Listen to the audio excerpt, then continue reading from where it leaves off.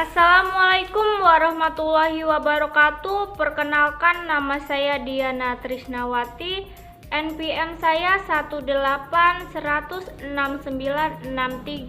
186963201016. Saya berasal dari Prodi Administrasi Negara Reguler 1 S1 dan saya berasal dari Fakultas STIA Seti Setio Muara Bungo.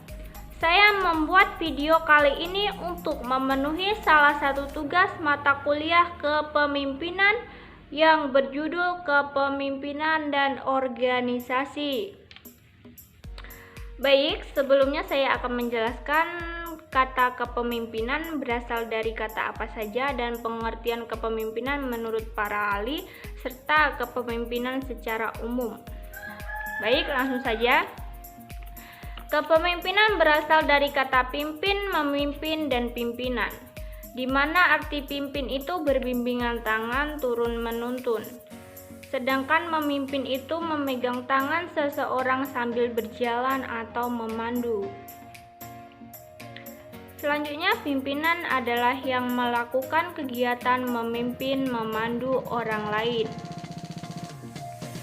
Baik, saya akan menjelaskan arti kepemimpinan menurut para ahli.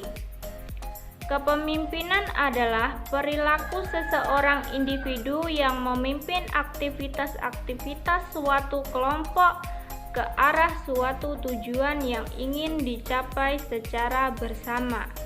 Itu menurut Hemphill dan Ford. Selanjutnya, arti kepemimpinan secara umum. Kepemimpinan adalah sains yang mengkaji tentang bagaimana seorang individu dengan segala upaya kemampuannya, baik secara teoritis maupun secara praktis, memiliki peran yang sangat dominan dalam kehidupan organisasinya. Baik, kita masuk ke judul besar, yaitu kepemimpinan dan organisasi.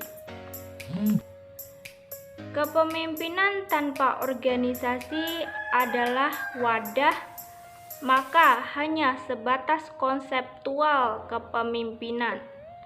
Konsep-konsep tersebut butuh tempat atau organisasi dalam pengaplikasiannya agar menjadi sebuah kepemimpinan yang efektif. Selanjutnya yaitu definisi organisasi. Organisasi adalah bentuk setiap perserikatan atau kerjasama manusia untuk mencapai tujuan bersama. Organisasi juga diartikan sebagai wadah atau tempat berkumpulnya orang-orang yang saling bekerja sama dalam mencapai tujuan bersama. Baik, di sini ada dua pertanyaan. Pertanyaan pertama adalah sejak kapan Anda mengenal organisasi, dan pertanyaan kedua yaitu sejak kapan Anda terlibat dalam suatu organisasi. Manusia terlibat dalam suatu organisasi sejak ia dilahirkan. Karena yang pertama, seorang individu manusia tidak akan mampu hidup sendiri. Ciri peradaban manusia senantiasa ditandai dengan saling bertemu, berkumpul, dan saling terlibat dalam suatu organisasi. Yang kedua yaitu saat melahirkan kita juga terlibat dalam suatu organisasi, yaitu organisasi persalinan seperti perawat, dokter, dan lain-lain. Yang ketiga yaitu saat kita menimba ilmu, kita juga terlibat dalam suatu organisasi, yaitu organisasi pendidikan.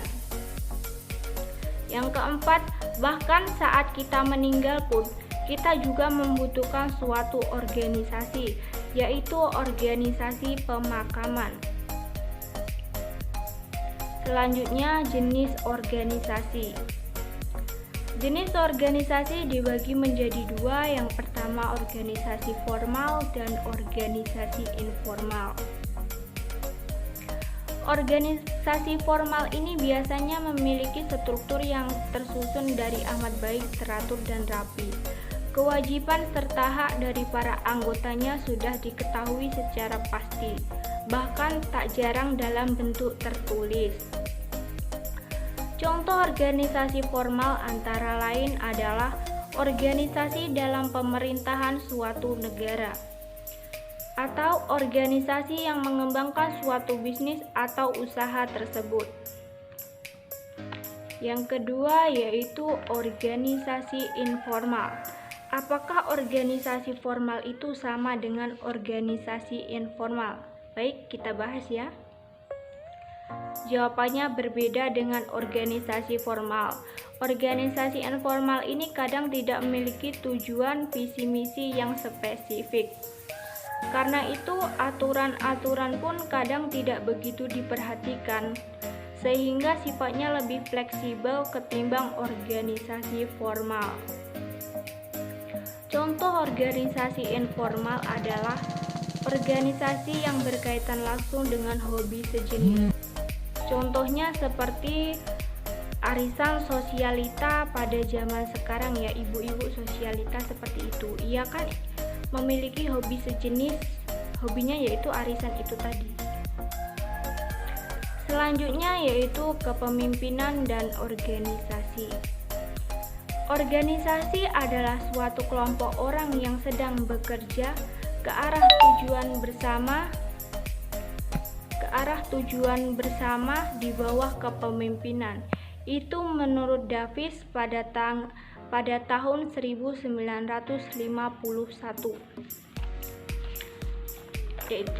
Yang kedua yaitu kepemimpinan dalam organisasi adalah sebuah proses di mana seorang pemimpin mempengaruhinya dan memberikan contoh kepada pengikutnya dalam upaya mencapai tujuan organisasi.